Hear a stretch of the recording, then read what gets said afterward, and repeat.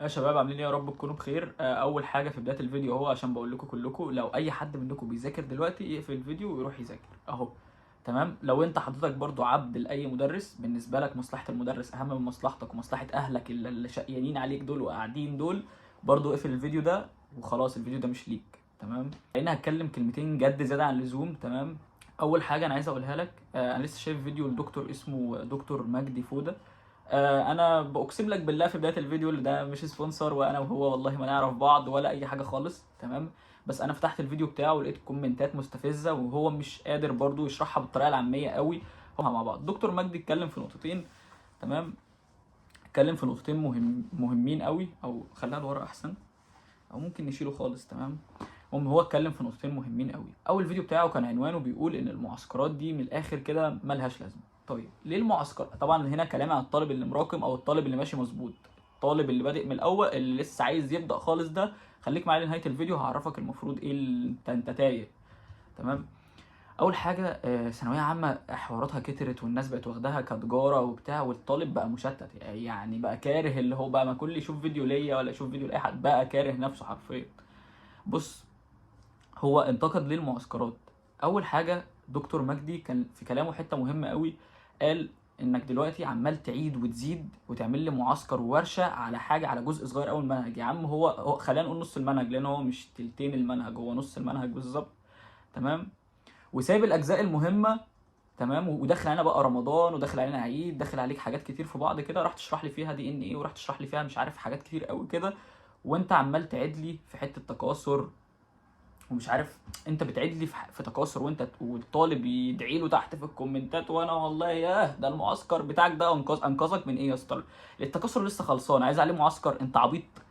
لما انت عايز معسكر على حاجه انت لسه مخلصها وتضيع شهر واحد كله منك وتلم الباقي في شهر اتنين وتلاته واربعه وخمسه، وهم هناك يكروتوك وينزل لك 3 محاضرات في اليوم، وانت يا عيني ما عدتش عارف تفتح كتاب ولا تذاكر، وعمال تتفرج لي على فيديوهات رياكت هو بيعملوها على اليوتيوب، ويتفرج لي على فيديوهات فتح الانبوكسنج بتاع مش عارف، فتحت الانبوكسنج كتب مستر مش عارف، مش عارف اقول اسامي عشان ما تقوليش انت بتاع ريتش. بس قسما بالله المدرسين دول اكتر ناس بتضحك عليكم، اكتر ناس تمام بتمص دم الطالب واهله يا عيني اللي شقيانين، ابوه اللي طالع ميتين امه في الشغل عشان يديله فلوس. انتوا مش مراعيين الناس دي. انت مش مراعي الناس ده. لما تعمل له كتاب تجمع له في الكتب الخارجيه وتحط له شويه اسئله وتقول له ده تيجي في الامتحان وتضحك عليه، يبقى انت كده بتراعي اهله وتراعي الطالب وتقول له لا ده انا عامل لك خصم عليه ومش عامل لك خصم عليه، عامل خصم على حاجات انت مجمعها من كتب بره. طب انا اقسم بالله كنت شغال مع مدرس وانا ما اشتغلتش معاه غير 15 يوم او اقل من 15 يوم وسبته. تمام. المدرس ده كان بيدينا كتب نجمع منها الاسئله ونعمل له كتاب باسمه. انت هو ليه؟ طب لما الاسئله دي بتيجي في الامتحان الناس اللي عندك كلها مش بتقفل ليه؟ ما دام الحاجه دي كده كده جايه في الامتحان هتقول لي عيب طالب؟ عيب طالب ايه؟ ما انت عندك ناس جابت زي ما ناس عندك بتجيب درجات كويسه، عندك برضو ناس شالت الماده. هتقول لي ده تقصير من الطالب؟ ليه مش تقصير منك في الكروته اللي انت عامل تعملها له في شهر اتنين وتلاته؟ انا اهو مش بذكر اسماء اي حد عشان الناس ما تكتبليش تحت في الكومنتات اصل وانت وانت وانت وانت. ما ذكرتش اسم حد، اقول لي الكلام بقى على مقاسي ويبقى هو ده فعلا بيعمل حاجه اللي انا بقولها. انتوا في ايه يا جدعان؟ والطلبه اللي عماله تعبدوا تحت في الكومنتات والله شكرا ليك، احنا من غيرك. من غيره ايه يا اسطى؟ انت مش عارف تذاكر التكاثر اللي انت لسه مخلصه وعايز عليه معسكر وورشه وتاخد مش عارف 150 جنيه حق البتاع ده الورشه، وتاخد لي من ابوك 135 جنيه كتاب ولا 150 جنيه كتاب، وانت دافع في الماده في الواحده تيجي 600 جنيه لحد دلوقتي. انت يا اسطى انت مش همك اهلك اللي قاعدين دول؟ ولا انت عبيط ومش مدرك؟ انا برضو نفسي برضو في ناس بتبقى مدركه يا عيني، بس هي عشان في الحته نفسها. يعني في طالب ممكن، طبعا مش بعمم، في طالب بيكون مدرك ان المدرس ده بيضحك عليه، بس هو عشان في ثانويه عامه ومضغوط وجوه ثانويه عامه مش قادر. كل ما المدرس ده ينزل حاجه يقول لي طب ما يمكن دي تفيدني ويكون فيها حاجه، فيروح يشترك. المدرس تاني يعمل فيديو مثلا عيد ميلاده ولا ضحك او هزار، الطالب ما هو كل ما ده ينزل فيديو، ما انت هتقول لي الطالب ممكن يحكم وقته ويذاكر؟ لا، هو مشترك معاك وهو واخدك مثلا زي ما بلاقيهم كاتبين لك في الكومنتات واخدينك قدوه. طب هو واخدينك قدوه ليه؟ واخدينك قدوه انك تفهمه وتقدر فعلا، بدل ما انت تنزل له فيديو هبل لا نزل له فيديو حاجه تفيده. اديله يا عم دقيقتين من خبرتك، انت مش جامد؟ ما تديله دقيقتين كل يوم اللي هو يخليه يكمل مذاكره، مش دقيقتين يخلوه يلعب ويخليه يتشتت. وتنزل له معسكر ده وتنزل له ده. طب ما هو الطالب هيقعد يقول طب ما هو انا لو اشتركت في ده يمكن ده فيه خلاصه، يمكن ده فيه ويروح يقول معلش يابا انا اصل انا عايز 200 جنيه لده، طب انا عايز 100 جنيه لده، واهله تدفع. مع برضه الاهل في ثانويه عامه بقوا مش عايزين يقصروا مع ابنهم، كل ما يلاقوه محتاج حاجه خد ومالكش دعوه، خده مالكش دعوه. اصل انا اتحطيت في الحته دي وانت نفسك اتحطيت في الحته دي، وعارف ان اهلك مش بيأثروا معاك في حاجه، وانت تراكم وتراكم وتراكم، تسيب الحاجات الاساسيه وتروح للحاجات حرفيا اي هبل. الحاجات دي كلها هبل وكلها تجاره، دي كلها كده تجاره على بعضها. انا مش فاهم ليه الموضوع اللي ما كانش موجوده زمان. انا ايام ما كنت صغير كده كنت اشوف طالب في ثانويه عامه اللي هو كده عمال يلف ويروح ويجي ويذاكر ويحل، كان بالنسبه لي ما كانش فيه دوشه ثانويه عامه دي، ما كانش فيه كل الحاجات دي. ويجي في الاخر الطالب يجيب 30 من 60 ويطلعوا يا عم ده كان طالب ابن وسخه فاشل ملوش فيها، وتنزل لي هو مش همه غير الثلاثه اربعه اللي طلعوا عنده اوائل من حرفيا من 200,000 كانوا عنده على المنصه ولا 300,000 هينزل صورتهم وانت عنده مش مهم. قسما بالله انت ما مهم ولا هيفتكرك في يوم من الايام. هو الشاطر هو بس اللي الناس بتفتكره. ترجع تقول لي اه ما هو الشاطر لازم الناس بس تفتكره، والخايب ده كان ايه يا اسطى؟ ما هو مش كان مشترك معاك؟ طب اقول لك على حاجه، الشاطر ده لو اشترك معاه ساعه واحده على المنصه في الاخر بيحطه في الاوائل من عندي. يا جدعان افهم الحته دي. هتقول لي طب المفروض نعمل ايه؟ المفروض لو انت جزء، المفروض لو المدرس ده انت شفت فعلا بيستغلك والجزء ده انت فاهمه، خلاص ارمي ده في الزباله، شوف لك واحد تاني غيره شغال. طب ايه المميز لما توصل لشهر مثلا 3 وانت مخلص منهج؟ ايه المميز في كده؟ المميز انك تبدا تحل وتعرف انت واقع فين فعلا. الجزء اللي انت واقع فيه هو ده اللي هتروح تذاكره وتعيد عليه مره واثنين وثلاثه والف. ما انت قدامك وقت. لكن انت عايز تقنعني اديك اصعب حاجه في المنهج في رمضان وتقول انك هتذاكرها رمضان وعيد؟ تذاكر ايه؟ والتكاثر على فكره انا عارف اللي هو عليه 12 درجه في الامتحان. طيب حلو، دي حاجه انت لسه مخلصها، يعني انت مش محتاج انك تعيد عليها مره واثنين وثلاثه. في حاجات اصعب، ده 12 درجه من 60. طب والباقي؟ باقي يا اسطى. وده مش بس على احياء، والفيزياء برضو والكيمياء. في مدرسين بامانه عشان ما بقاش برضو اقسم بالله في كذا مدرس وانا برضو مش راضي اشكر فيهم عشان ما تقولوش انت واخد منهم فلوس، شغالين في صمت. شغالين في صمت، مش حد بيسمع عنهم. شغال بيشرح منهجه من اوله لاخره، محدش عارف المدرس ده بيعمل ايه غير اللي هو ماشي والمدرسين والطلاب ماشيه معاه والدنيا تمام. الناس برضو شغاله وبترضي ربنا وبتراعي ضميرها، وعارفين ان الناس بتدفع فلوس ازاي وعارفين. لكن مش كل يومين والتاني تعمل لي كتاب وتعمل لي ده والخلاصه والمش عارف ايه. كفايه هري بقى. والناس اللي هتنتقدني تحت في الكومنتات طز، انا مش مهتم لكل ده. انا طالع بص برضه ضميري قدام ربنا، والناس اللي بتخش تسالني على حاجه انا برد بفيديو. دي قناتي تمام، مش عايز اي حاجه اعمل لي بلوك. لو شايف كلامي غلط انزل تحت قول لي الحته دي انت غلط فيها باحترام وانا هتناقش معاك باحترام. لكن تنزل تعبد لي في مدرس مش بيفيدك في حاجه اي حاجه، وتيجي تنتقد شخص زي ولا اي شخص بيقول حاجه فعلا صح، زي انت بتنتقده في حاجه هو فاهم فيها. يا جدعان ده خبره. انا مش يعني عشان بس ما تقولوش انت واخد منه فلوس.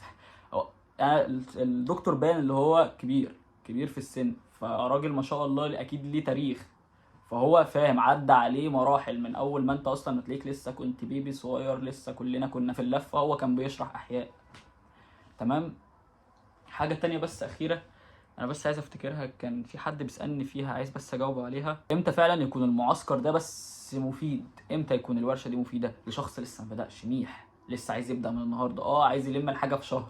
ده الحاجه الوحيده المميزه والنقطه الوحيده. لكن انت واحد مخلص، ما انت مخلص وماشي تمام ومش مراكم، انت عايز تضيع شهر ليه؟ عايز تضيع شهر في حاجه انت مخلصها تعيد وتزيد فيها وتدفع فلوس دي وتدفع الفلوس لده؟ ما تمشي بقى في منهجك بقى وتكمل بقى وتخلص وتبدا. لما تحل يبقى قدامك 4 شهور تحل فيهم ولا 3 شهور تحل فيهم، هتبقى انت قدامك فرصه عارف موادك. انت مواد كلها في مواد كتير مش ماده واحده، هتبقى بتحل في دي وتحل في دي، عارف الجزء اللي انا واقع فيه عيد عليه مره واثنين وثلاثه، تعرف نقط ضعفك. ما تجيش في شهر 5 تقول لي ده في حاجات انا لسه ما خلصتهاش وحاجات واقع فيها وحاجات اتكروتت. هتلحق تلمها امتى؟ والازهر امتحاناتهم 6/6. الناس دي يعني بيجي عليهم برضو شويه. انتوا 20 ما فرقتش، بس اقصد اللي فين المده اللي انت هتحل فيها. انا ما يهمنيش تعمل لي بلوك، ما يهمنيش ما تعملش لايكات، ما تعملش سبسكرايب، ما تعملش، انا مش عايز اي حاجه. انا مش عايز اي حاجه. انا برد على الناس اللي كانت بتنتقدني برضو في الكومنتات وتقول لي اصلا ما انا لما قلت اختار المدرس صح وكنت بعيد عليها مره واثنين وثلاثه، انت كل يوم تطلع تقول لي الكلمتين وانت مش عارف ايه وانت عملت فيديوهات عندي. وناس برضو تكتب لي كومنت اصل انت ريتش. انا عمري ما طلبت من حد ولا يعمل لايك ولا سبسكرايب ولا عندي كورس ولا سبونسر لحد ولا طلبت من حد يروح يعمل حاجه. يعني انا مش باخد منك جنيه. حتى الفيديو بتاعي في اوله بقول لك ما تتفرجش، لو بتذاكر روح كمل مذاكره. طب ايه انت عايز ايه؟ طيب ما في ناس بتسالني على حاجات برد عليها، اللي بيسالني باحترام برد عليه في الفيديو، هو عامل لك فيديو برد عليه في 10 دقائق.